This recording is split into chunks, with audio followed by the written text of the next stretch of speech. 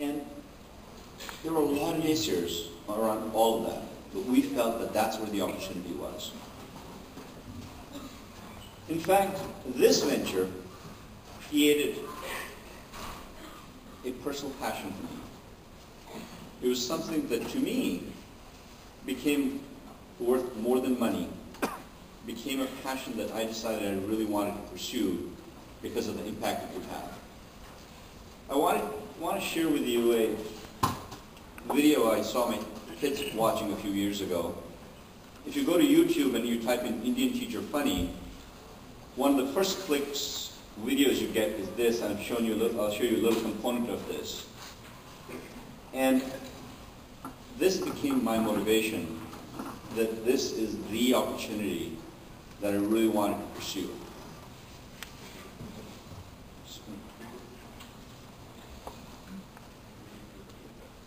Video.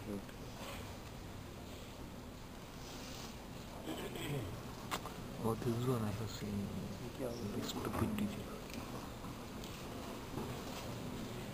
We'll try to figure out if we can get audio in there. She don't know ABCD, but she teaches ABCD. That is calling it mango. Can me voice mango. That is how she teaches.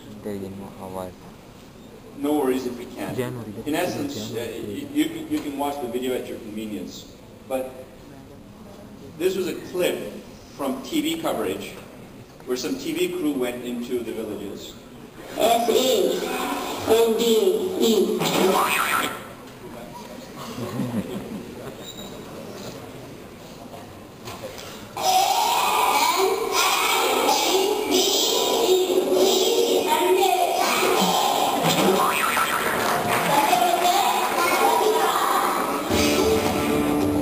आप जरा Apple और mango की spelling भी देख लीजिए।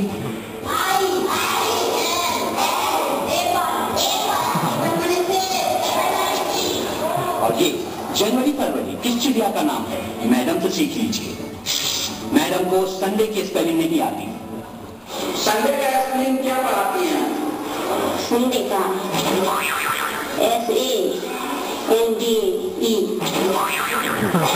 Sunday.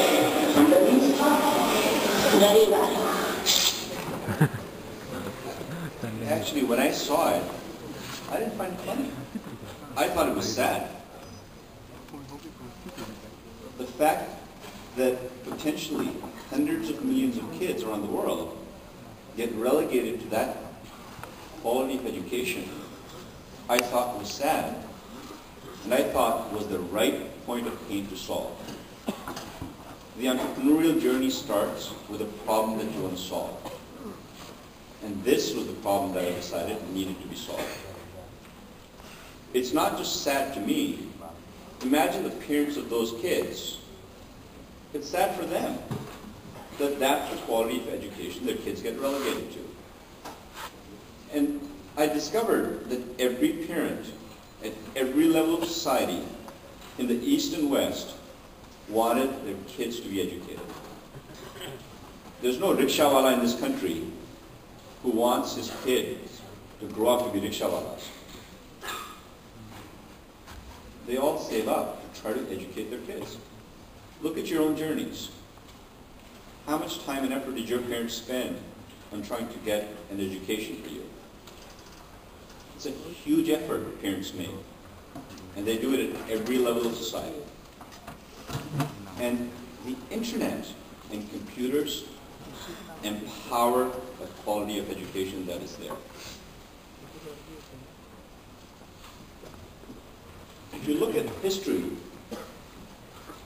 the last 200 years, the world's economies were dominated either by imperialism or natural resources. England owned India and got rich off of it. Countries like Russia and the US succeeded because of natural resources. That's not the case for the next 200 years.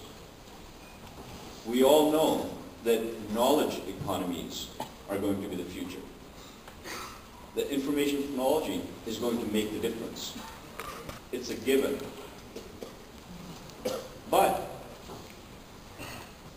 India and the rest of the developing world, we have a disadvantage. In the US, a computer costs less than a week of salary, and internet access costs less than a day of monthly salary. In India, it's 6 months worth of salary, and the internet access costs 2 weeks of salary. That's the disparity that needs to be solved if we want to deliver computing internet to the masses in India. In fact, if you look at the user base, I saw an article about a month ago that was a feel-good story in the papers that said that India has now reached 100 million active internet users. How did it define active? Active was considered people that use it at least once a month. Once a month is active? If once a month is active, I don't know what we are. It said that those that use every other day are 48 million. We are a country of 1.2 billion people, approaching 1.3 billion people. Less than 4% of the population uses the internet. 4% of the population. And the naysayers are all there. We don't have clean drinking water, we don't have electricity at that level. The masses are illiterate. They'll tell you, how are you going to get internet to the masses? The masses don't need the internet, they will tell you. They said the same thing about mobile phones. 10 years ago, India was 50 million mobile phone users, and China was 500 million mobile phone users. And they said India will never catch up to China. The world has changed. India has 900 million mobile phone connections today. Today, India has 50 million internet users. China has 500 million internet users. And they tell us that India will never catch up. Watch. The revolution.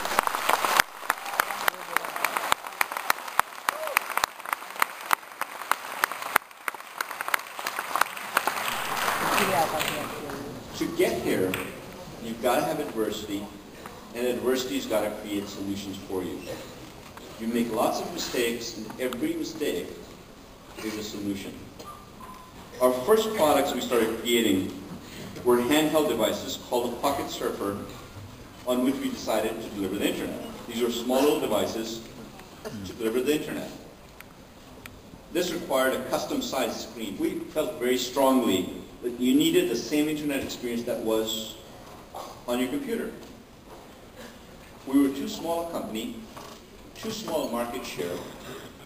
No LCD manufacturer in the world would make an LCD for us. We found one company who finally decided they would. And they said, we'll charge you $50 for the LCD, and it would cost $3 million in NRE, non-recurring engineering costs. We said, well, $3 million, it's a lot of money that we don't have. So we put two smart engineers on it and said, let's figure out how tough is it to make an LCD. Can't be rocket science, and even if it's rocket science, what's the big deal? It took us 6 months, and we created our own LCDs. We found the guy that supplied the glass, we found the guy that did the etching, we found the guys that would do the assembly, we created our own driver boards. And the result is, today, we can make LCDs about 30-35% cheaper than everybody else in the market.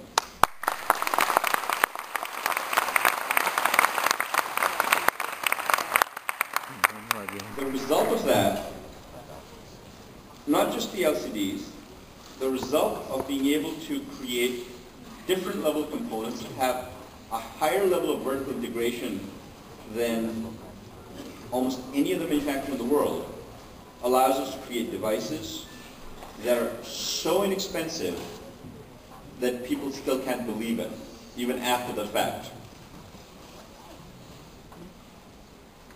Let me explain how these structures work today. There's specialist module makers that will make the Wi-Fi module, they make the LCD module, and all the components that go in these devices. And then the people that use reference designs, that buy these reference designs from ODMs, deal with 35 to 40 suppliers, and assemble a product. If you think of how computer assembly used to be done a few years ago, you'd buy the PCB motherboard from one place, you'd buy the microprocessor from another place, you'd buy the shell and the casing from another place, and you'd buy the power supply from another place, you'd buy the keyboard, the mouse, and you'd assemble the product. Today, that's about the level of sophistication that goes for most people that develop these devices. In fact, even in very large companies like Samsung, that's how it works. There's a department that makes LCDs. There's a department that makes microprocessors. And then they sell to the department that makes the tablets or the phones. And each of them keep a margin at that level. Because of the adversities we'd gone through, we ended up having to create a lot of those components. And instead of dealing with 35 to 40 suppliers, we deal with 800 subcomponents and raw material suppliers. And the result is we're able to squeeze out a lot of the margin that exists at different tiers and make products that are about 25 to 30% cheaper than anybody else can in the world, and still make them in India. The result is that we will deliver to the end user, after duties, taxes, distribution channel margins, sales tax, warranty, support, the rest of it, at a retail price of 3,000 rupees, an Android tablet phone with a 7-inch screen that gives you good quality internet access, even on GPRS, better on Wi-Fi, at less than 100 rupees a month, that will give you HD quality video and allow you to access the range of Android apps that exist there. That allows you not only to do basic internet access, that allows you to plug in microscopes into the USB port and use it for research purposes, or plug in barcode scanners in point-of-sale environments or inventory environments and use it for a whole variety of other applications that you can imagine.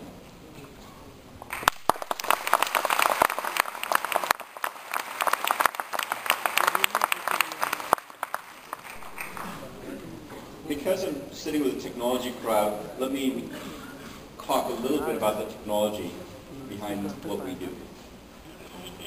Remember, our background was imaging. For 10, 12 years, we've been doing imaging products in imaging companies, and we received over 3 dozen patents around imaging.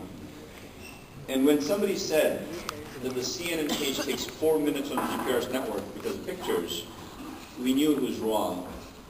And we did an analysis on that to figure out how much do pictures take up of that page.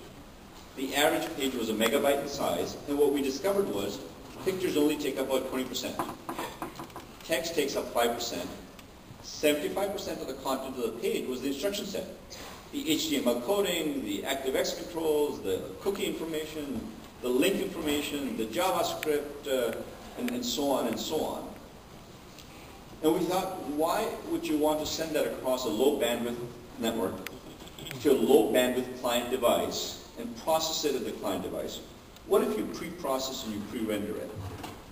And what we discovered was that if we pre-process and pre-render and then allows and implement some imaging tricks on it, we're able to reduce that CNN page from a megabyte to maybe around 20 kilobytes while maintaining the look, feel, and functionality of the page. We found that we could consistently reduce the size of the page by factors of 30 to 40 times and get away with lower levels of processing power than what you would normally have. So we decided we could create very low-cost devices that could deliver a better quality web experience. Not only does it deliver pages faster, but if you can reduce the amount of bandwidth consumption by factors of 30, 40 times, you reduce the cost of internet access.